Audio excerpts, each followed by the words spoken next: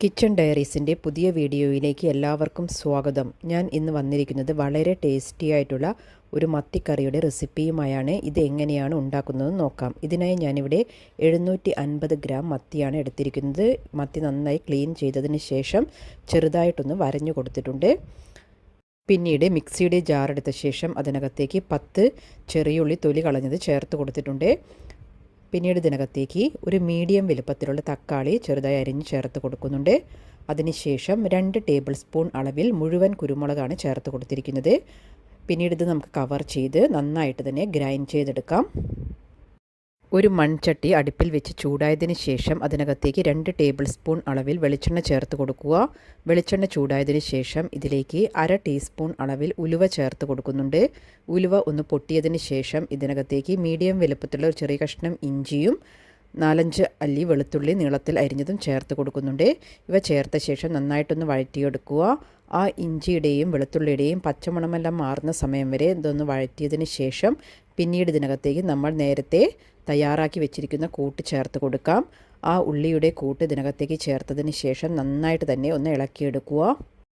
അപ്പോൾ ഇത് ചേർത്തതിന് ശേഷം തീ ഒരു മീഡിയം ഫ്ലെയിമിൽ വെച്ച് ഒരു 2 മിനിറ്റ് സമയത്തോളം ഞാൻ ഇത് നന്നായിട്ട് തന്നെ ഒന്ന് ഇളക്കിയെടുക്കുന്നുണ്ട്.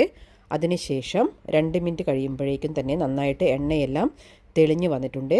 ഈ സമയത്ത് ഇതിനകത്തേക്ക് 1 ടീസ്പൂൺ അളവിൽ മഞ്ഞൾപ്പൊടിയും 1 ടീസ്പൂൺ അളവിൽ മല്ലിപ്പൊടിയും ചേർത്ത് കൊടുക്കുന്നുണ്ട്. പിന്നീട് 2 പച്ചമുളക് നീളത്തിൽ മുറിച്ചതും ചേർത്ത് കൊടുക്കുന്നുണ്ട്. ഇവ ചേർത്ത ശേഷം കുറച്ച് കറിവേപ്പില കൂടി ഇതിനകത്തേക്ക് ചേർത്ത് കൊടുക്കുന്നുണ്ട്. അതിനുശേഷം നമുക്കിത് നന്നായിട്ടൊന്ന് ഇളക്കിയെടുക്കാം. ആ മല്ലിപ്പൊടിയുടെയും മഞ്ഞൾപ്പൊടിയുടെയും പച്ചമണമെല്ലാം മാറുന്ന സമയം വരെ നമുക്കിത് മീഡിയം ഫ്ലെയിമിൽ വെച്ച് നന്നായിട്ടൊന്ന് ഇളക്കിയെടുക്കാം. നമ്മൾ ഇതിനകത്തേക്ക് ചുവന്ന മുളക് പൊടി ചേർക്കുന്നില്ല. ഇതിനകത്ത് കുരുമുളകിൻ്റെയും ആ പച്ചമുളകിൻ്റെയും എരിവാണ് ഉണ്ടാവുക.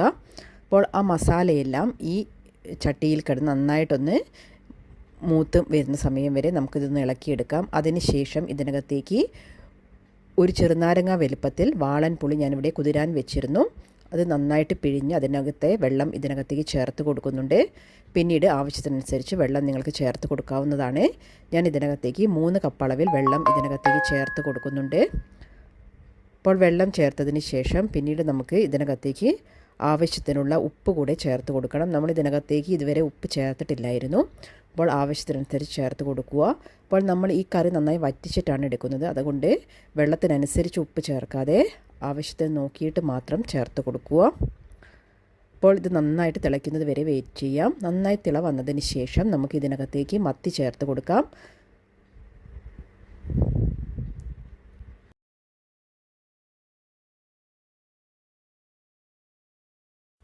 ഇപ്പോൾ ക്ലീൻ ചെയ്ത് വെച്ചിരിക്കുന്ന മത്തി മുഴുവനായും ഞാൻ ഇതിനകത്തേക്ക് ചേർത്ത് കൊടുത്തിട്ടുണ്ട്.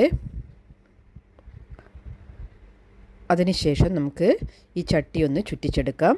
നിങ്ങൾക്ക് ഈ സമയത്ത് വേണമെങ്കിൽ ആ തവ വെച്ചിട്ടൊന്ന് ഇളക്കിയിട്ട് കൊടുക്കാവുന്നതാണ്. പിന്നീട് ഇത് ഞാനൊന്ന് കവർ ചെയ്ത് കൊടുക്കുന്നുണ്ട്.